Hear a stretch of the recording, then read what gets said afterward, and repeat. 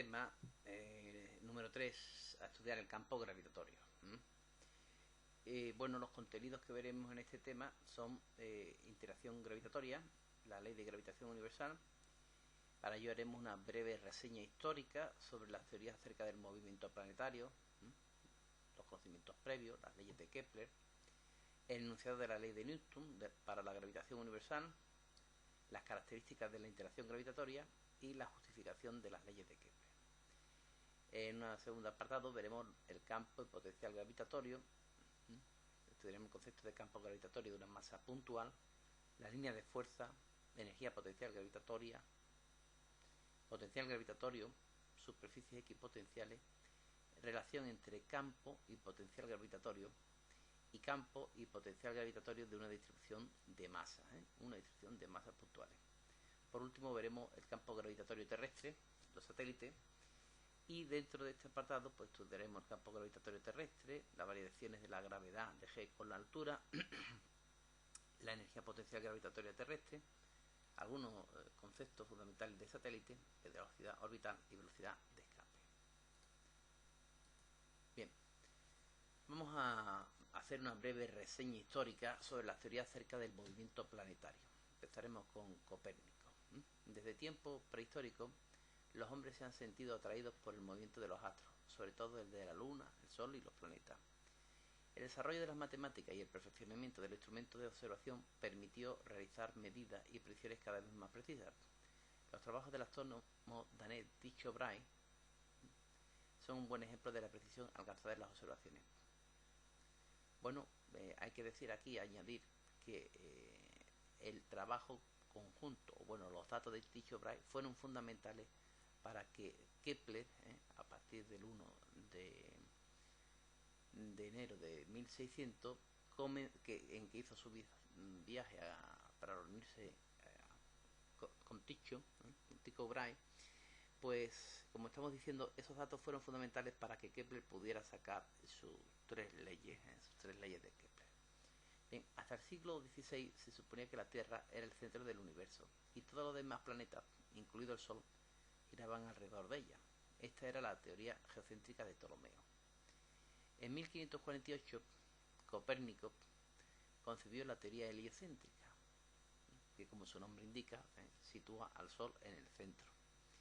Según esta teoría, el Sol es el que está inmóvil y todos los demás planetas, incluida la Tierra, giran alrededor de él. Esta teoría fue defendida por Galileo. El peso y la caída de los cuerpos se creía que eran propiedades características de la materia. Fue Newton quien dio el verdadero significado a estos conceptos, considerándolos como una consecuencia de una ley mucho más general, la ley de gravitación universal, que dedujo a partir de las leyes de Kepler, referentes al movimiento de los astros alrededor del Sol. En 1609, como resultado de una serie de observaciones y medidas realizadas por Tycho Brahe, Johannes Kepler enunció las siguientes leyes empíricas que confirmaban la idea de Copérnico. Primera, leyes de Kepler. Primera ley, ley de las órbitas.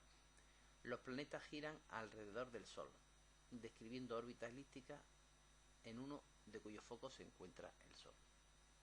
Segunda, ley de las áreas. El radio vector que une el Sol con el centro del planeta barre áreas iguales en tiempos iguales. Esta es una consecuencia directa del principio de conservación del momento angular o cinético.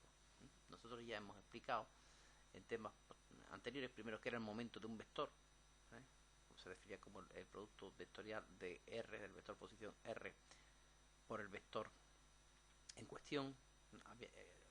Habíamos dejado claro que el momento dependía del punto en el que se tomase este sistema de referencia, y en el caso concreto de que el vector en cuestión sea la cantidad de movimiento, pues tenemos que el momento es un momento, se le conoce como momento angular o cinético. Bien, y tercera ley o ley de los periodos. Los cuadrados de los periodos de revolución de los planetas en torno al Sol son directamente proporcionales a los cubos de los semiejes mayores, radios medios, de las respectivas órbitas. Esto se puede escribir así: t al cuadrado por t de radio al cubo es igual a una constante. Bien, esta es una breve introducción histórica, una reseña histórica de cómo se encontraba la teoría general en cuanto a los conocimientos y el mundo en tiempos de Galileo, Kepler, Copérnico, etcétera. Es decir, una evolución del modelo geocéntrico, como fue el modelo de Ptolomeo, que fue defendido hasta muy adentrado en la Edad Media y comienzo del Renacimiento. Incluso Galileo tuvo que enfrentarse a la Santa Inquisición por defender el modelo de Copérnico. Y bueno, como estamos diciendo, pues es una breve reseña histórica de cómo se encontraba el estado actual, el estado de los hechos, las teorías que reinaban durante el siglo XVI. Bien, esta es la tercera ley de Kepler, T cuadrado partido R cubo igual a constante, y supongamos que dos planetas P1 y P2 que describen dos órbitas elípticas con periodos T1 y T2. Según esta ley se cumple que T1 al cuadrado partido por R1 al cubo es igual a T2 al cuadrado partido R2 al cubo. Es decir, como este cociente T al cuadrado partido de R cubo tiene que ser constante, pues este cociente para el planeta 1 tiene que ser igual a ¿quién? Que este otro cociente para el planeta 2, y aquí podríamos seguir poniendo planetas T sub 3 al cubo al cuadrado partido R sub 3 al cubo, etcétera. Es decir, esto se tiene que cumplir para ¿quién? Para cada uno de los planetas de un sistema solar. Entonces, según esta ley se cumple T1 al cuadrado partido de R1 al cubo igual a T2 al cuadrado partido de R2 al cubo, y así sucesivamente. Kepler dedujo esta ley para el sistema solar, pero también es válida para cualquier conjunto de satélites con su astro central, es decir, para un sistema planetario, un sistema solar distinto del nuestro, también sería válido. Para cada sistema la constante tomaría un valor distinto, es decir, que esta constante K evidentemente sería distinta en otro sistema solar, pero seguiría cumpliendo esto, que T al cuadrado partido de R cubo tendría que ser constante. Lo que ocurre es que para otro sistema solar distinto del nuestro, esta constante sería distinta. Bien. Bueno, pues estas leyes describen la cinemática del movimiento planetario. Es decir, nos explican cómo se mueven. Y nos dan unas leyes bastante fiables, bastante fidedignas, y podemos predecir el movimiento de los cuerpos, estudiar sus trayectorias, etcétera. Pero no explica el porqué. El porqué de estas leyes, de dónde salen estas leyes, cuáles son las consecuencias por las cuales aparecen estas leyes, no nos la explica. Es decir, estudia solo la cinemática del movimiento, sin estudiar o sin considerar las causas que lo originan, sin estudiar la fuerza. Esto sería visto más adelante o completado por Newton, con su ley de gravitación universal. Es decir, con las leyes de Kepler sabemos cómo se mueven los cuerpos, pero no el porqué. Y ya con la ley de gravitación universal comenzamos a entender la mecánica celeste. Bien, vamos a explicar algunas cosas. Y, por ejemplo, vamos a explicar que una elipse es el lugar geométrico de los puntos que cumple que la suma de su distancia a dos puntos fijos llamados focos es constante. Es decir, esta distancia más esta distancia más esta es constante.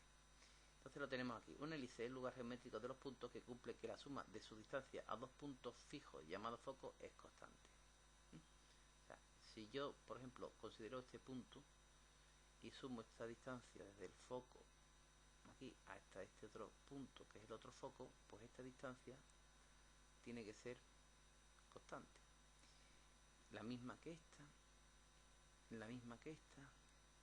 Una forma geométrica de dibujar una elipse sería poner aquí una chincheta, aquí otra chincheta, una cuerda más larga con una longitud mayor que esta distancia, y con un bolígrafo tensar la cuerda e ir tensando la cuerda y dibujando la trayectoria que me resulta. Siempre la longitud de la cuerda es constante y esa longitud de la cuerda es la suma de esta distancia más esta, ¿vale?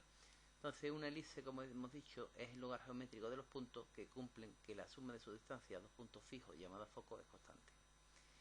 En la trayectoria elíptica alrededor del Sol tenemos que considerar los siguientes elementos. El semieje mayor a, este es el semieje mayor a. El semieje menor b, este es el semieje menor b. La distancia más alejada al foco, afelio. O sea, la distancia más alejada al foco, si este es el foco, pues la distancia más alejada al foco, afelio. Distancia más cercana al foco, perihelio.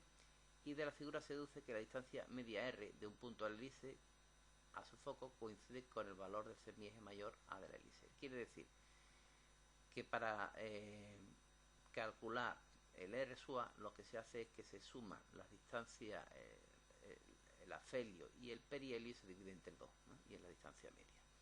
Bien, eso lo veremos ya en más ejercicios más adelante, ¿no?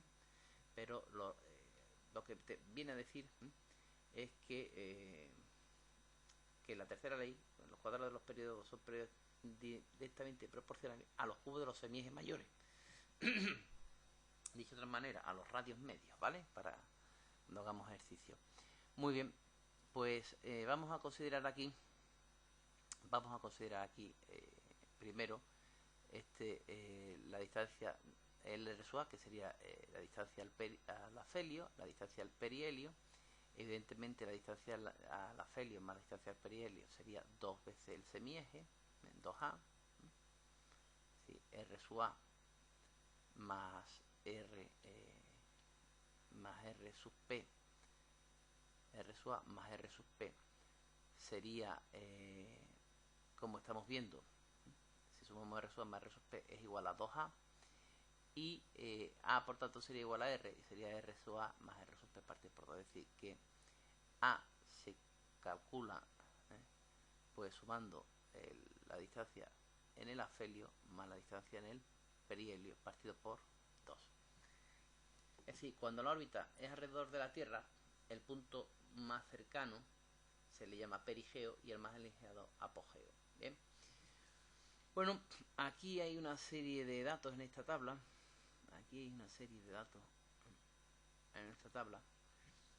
Con algunos valores importantes, por ejemplo el radio medio. El radio medio del Sol sería 6,96 por 10 elevado a 8, el de Mercurio 2,34 por 10 elevado a 5, el de Venus 6,26 por 10 elevado a 6, el de la Tierra 6,37 por 10 elevado a 8, todo esto expresado en metros.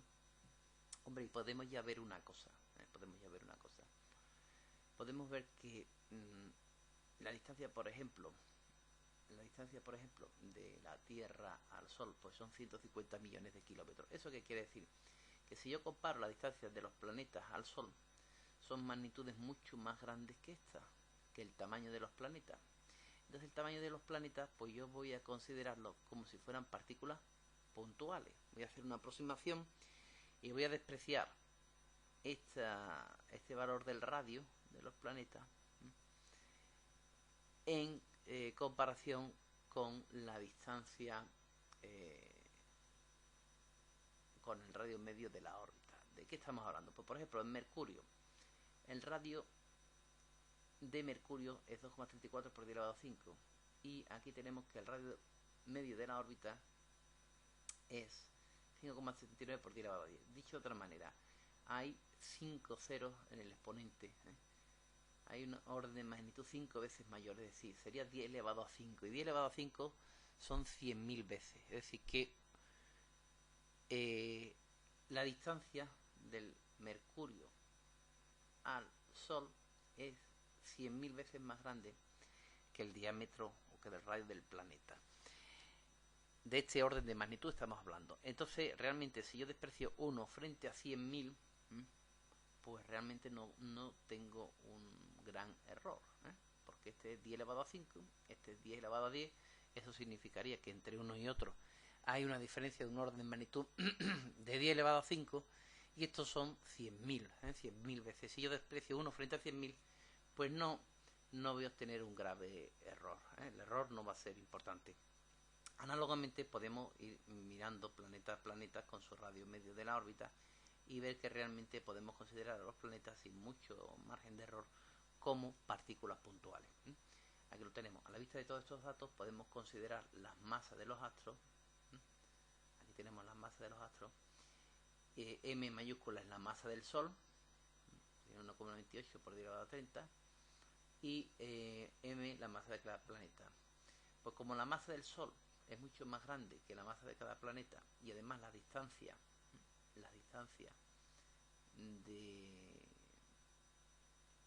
de los planetas al Sol es mucho más grande que el radio de los planetas, podemos considerar los planetas como partículas puntuales que giran en torno al Sol, ocupando el Sol uno de sus focos. Bien, todo esto son lo que constituye las leyes de Kepler, el precedente histórico. Estos datos, bueno, mucho más sofisticados, con muchas más anotaciones, aunque no tan exactas, y por supuesto solo de los planetas que se conocían en la antigüedad, decía hasta Saturno, no se conocían ni Urano, ni Neptuno, ni Plutón. Pues tablas similares confeccionó Tycho Brahe, que luego sirvieron a Kepler para obtener sus 3 leyes de Kepler. Y con estos datos y con las leyes de Kepler pues podemos resolver bastantes problemas de movimientos planetarios. Como hemos dicho, no se conocían todavía Urano, Neptuno y Plutón, y estos datos nos pueden ayudar a resolver muchos ejercicios desde el punto de vista de la cinemática, pero es Newton el que explica el porqué del movimiento planetario con su ley de gravitación universal, que vamos a estudiar a continuación.